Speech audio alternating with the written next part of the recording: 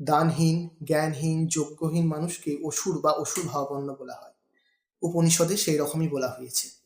তো কেন এই কথা বলছি বুঝে গেছেন দীনকৃষ্ণ ঠাকুর। তো এবার হয়েছে কি, এনাকে যারা মারতে গেলেন তারাও কিন্তু জানতেন না এই ব্যাপারটা যে কে অসুর কে দেবতা। তো সেই বিষয় থেকে আমি একটু বেরিয়ে কথা বলতে চাই। তো এখন ওনাকে আমার যথেষ্ট ভালো লাগে, মানে অন্যান্য ধর্ম যারা ওই ধর্ম নিয়ে ওই সভাতে বলেন কীর্তন সম্রাট, তার থেকে ওনাকে আমার বেশ ভালো লাগে, অনেক যুক্তিসঙ্গত কথা বলেন। তো যাই হোক, উপনিষদের আত্মবিচার বলে একটি অধ্যায় আছে, সেই অধ্যায়ের প্রজাপতির গল্প বলে একটি গল্প আছে। সেই গল্পে বলা হচ্ছে দেবতা এবং অসুর এই দুজনই প্রজাপতির সন্তান, এবং দেবতাদের মধ্যে ইন্দ্র ও অসুরদের মধ্যে বীরচরণ দুজনেই ব্রহ্ম জ্ঞান নেওয়ার জন্য প্রজাপতির কাছে গিয়েছিলেন, এবং এই দুই শিষ্যকে প্রজাপতি জ্ঞান ব্রহ্ম